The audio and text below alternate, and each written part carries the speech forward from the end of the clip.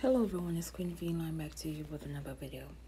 This video is an update pertaining to the Ralph Yarl case, the 16-year-old child who was unfortunately injured last week as he went to the wrong address while picking up his twin siblings.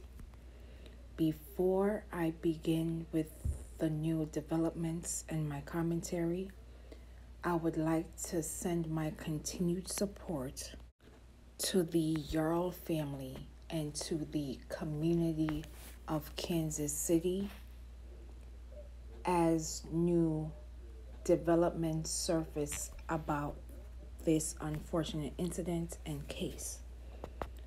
So let us dive right in. Andrew D. Lester made his first court appearance on April 19, 2023 for a 10-minute hearing in which not guilty on felony charges of assault in the first degree and armed criminal action. As previously reported, Lester was given a $200,000 bond, but because of the required 10%, he was able to make bond and was released on April 18th, 2023, the same day that he surrendered to authorities.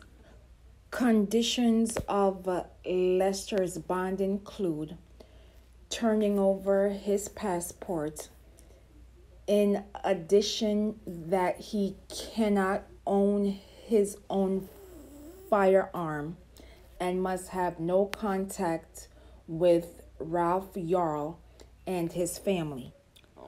No date was set for a preliminary hearing. According to new reports, Lester informed officers that words were not exchanged between him and 16-year-old Ralph Yarl. In addition, it was confirmed that a detective wrote in the probable cause statement that he noticed a security camera system in the home and took the hard drive to preserve any evidence, but later found the equipment had last captured video in June and was no longer functional. In addition, Ralph Yarl, who was initially interviewed after this horrific incident, where he told authorities that he did not pull the door and that he rang the doorbell and was waiting when an armed man appeared in front of him. Ralph Yarl continued to state that he was immediately shot in the head and fell to the ground. He was also shot in the arm and then ran away. Ralph Yarl's injuries include suffering permanent physical injuries that include a cracked skull, a loss of brain tissue, and scarring.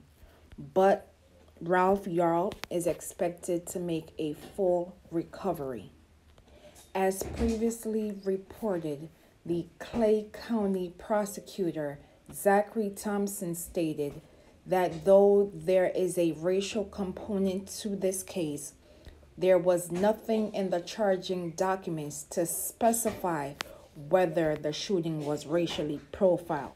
As previously stated, this case does have racial components as the victim is a 16-year-old child. The alleged accuser is a 84-year-old white man who, instead of not answering his door, had the sound mind to pick up his weapon and shoot without question or hesitation. It is the fact that after this initial incident, he did not render aid to this child. Now you will watch this brief news clip, and I will be back with my final commentary. For the Thursday shooting of 16-year-old Ralph Yarl. He also was told by the judge of certain conditions of his bond. Among them, he has to report within 24 hours to a bond supervision company. They'll visit once every month at least. After that, he has to turn over any weapons that he has to police. He cannot have a concealed carry permit. He said he does have one, so he'll turn that over as well. And then finally, and of course we expected this, he can have no contact with Ralph Yarl and his family. His attorney saying they will work with authorities immediately to make sure all of those procedures are followed. And with that, Ralph Yarl and his attorney exited through that same private entrance. We have producers and crews circling the courthouse, so if they even poked their heads outside, we hope to hear of that soon. But it was a quick hearing, Peter, with a lot of updates, as you said. Maggie, you also spoke to the neighbor who says that he helped Ralph Yarl after he was shot. What did he tell you?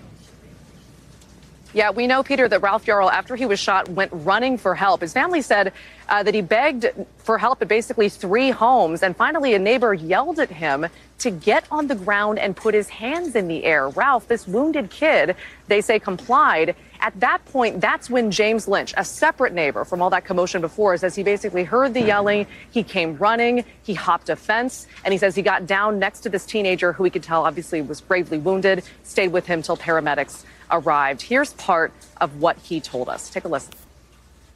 He wasn't alone. He wasn't by himself. Somebody cared. To lay there in the street alone and scared and bleeding, that's awful. He wasn't alone. I was with him as soon as I knew he needed help, I was there. And I was there with him until the right people were there to make sure that he was okay. What a minute. The road to recovery is going to be a long one, not only for Ralph Yarl, but for his family in the days, weeks, months, years, and decades to come. The fact that a simple pickup of siblings going to the wrong address should not result in an injury so severe that a child received physical injuries in addition to a cracked skull, loss of brain tissue, and scarring.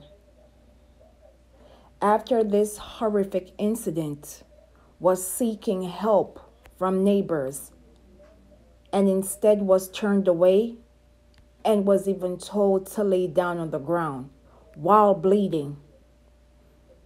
Had it not been for that quick thinking neighbor and others ensuring that this child made it, we would be having a total different conversation today. I am seeing a pattern of persons trying to make it seem as if Andrew Lester is a victim, but he's not. Just because he's whispering and using his cane, he had sound mind to pick up a weapon and not speak to Ralph Yarl before pulling that trigger 2 times. He had the sound mind to ensure that he was going to protect himself at all costs, regardless of who got injured in the process. It is also convenient that the security system did not preserve any evidence during this horrific incident. I'm not sure how a security system has not worked since June if the recorder was still on. The math ain't mathin'.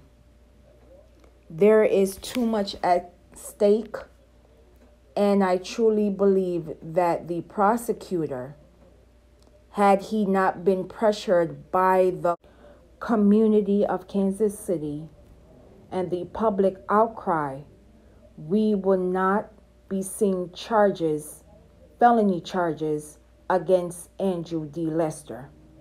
I truly believe that they assumed this story would go away because it did not occur in a major USA city. But because of social media and activists and the community of Kansas City and the public at large, we are moving forward and ensuring that this child receives justice. At the end of the day, you can see the biases towards Andrew D. Lester, painting him as the old man who was afraid and trying to dismiss the injuries, not only physical but emotional and psychological injuries that Ralph Yarl faced last week. We cannot forget that this is a 16-year-old child and that he is not an adult. I've said this before and I will say it again. The adultification of Black children does have a negative impact that can traumatize and hurt Black children, not only in the short term, but in the years and decades to come. And if we as society, regardless of sector, do not address this dangerous rhetoric, we will continue to see the end results in which our children will have to unfortunately pay the price with their lives because society deems them as an adult when they are children.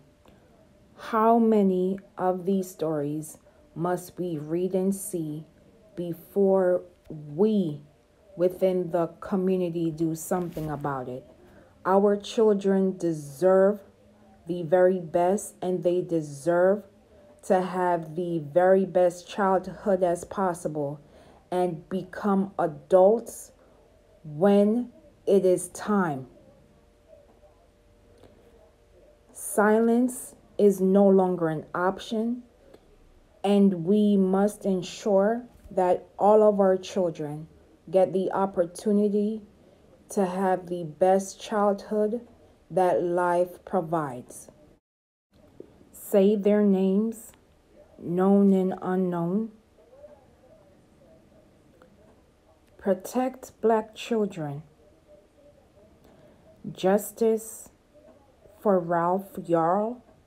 And as always, please be safe out here, and I will see you in the next video.